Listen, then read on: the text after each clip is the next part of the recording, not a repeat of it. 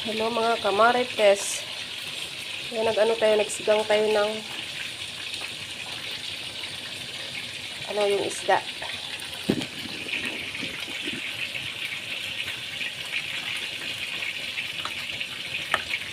Tapos lagyan natin ng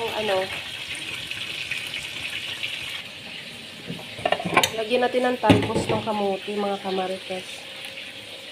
Yung kamuti na to, hiningi namin doon sa yung sa kapitbahay namin. Dami niyang talbos ng kamuti. Pero kakaiba ito red. So sabi nila, yung red daw ng kamuti ay masustansya.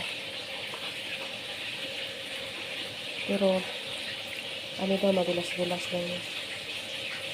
Hindi ko pa natikman ito.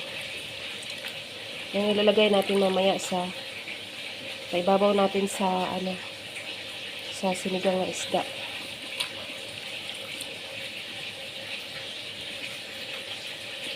Mataba talaga yung mga kamote dito.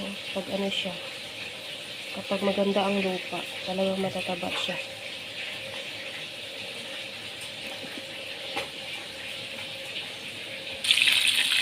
Yan mga kamarites, nagprito tayo ng isda.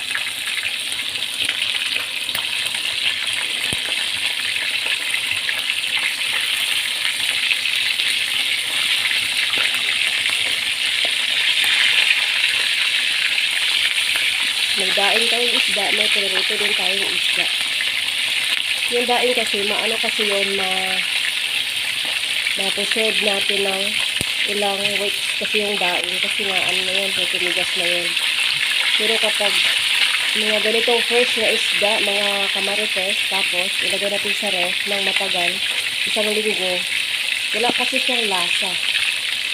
Kaya, pinarito na natin yung iba. Kasi yung iba rin ay natin, sinabawan. Ito nga yun mga kamarites, yung sinabawan ko na. Sinabawan ko lagyan ng kamatis. Tapos mag-fry natin dito, isusunod ko naman yung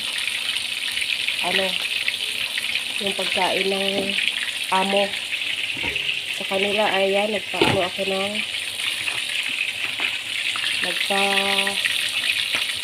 ako ng tubig. Saka isunod natin itong meatballs. Yan na ito naman yung sa kanila. Kasi yung amo ko mahilig silang ng Chinese food.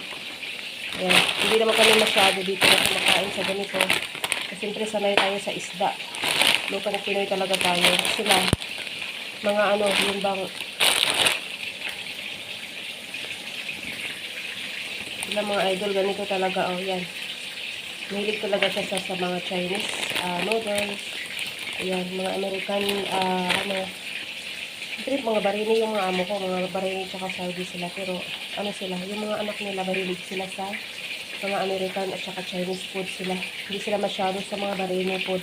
Yung mga biryani dyan at saka mga matbus, hindi sila kumakain ng ganun. Talagang mga ganito yung kinakain nila, yung mga meatballs. Minsan na nga sila kumakain ng ganyan. Depende lang sa isang mag-order sila na papaluto sa akin. Ayan, mga chicken nuggets na mga bagong gawa ngayon. Chicken nuggets na new version. Yung mga chicken nuggets na new version. Ay, natatawa ako. Yung mga basta mahilig sila sa mga fast food. Halimbawa, mga burger. Ayan, mga sila. Na Kentucky. Lagi ako magawa na Kentucky dito kasi nga gusto nila yun. Ikain nila sa mga kubos. Ganun yung mga alaga ko dito. Saka amo ko mga idol. Yung amo ko kasi siyempre gusto niya mga biryani yan at saka mga kubos. Kaya lang siyempre sila lang yung dalawa ang nilutuan ko. Tapos apat o kaya tatlo yung nilutuan ko. Minsan naman nag-order sila, hindi naman ako laging nagluluto sa mga pagkain nila. Pero kadalasan nagluluto talaga ako mga kamarites.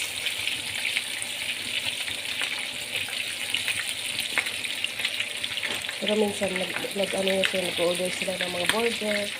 Pero kadalasan gumagawa ako ng pasta, mga Kentucky, gano'n. Depende sa mga order nila. Kung ayaw nila mag-order sa labas, magpapaluto yan talaga sila mga idol. Mga kamarites. Ayan, hanggang dito na lang tayo mga kamarites. Salamat sa panonood mga kamarites.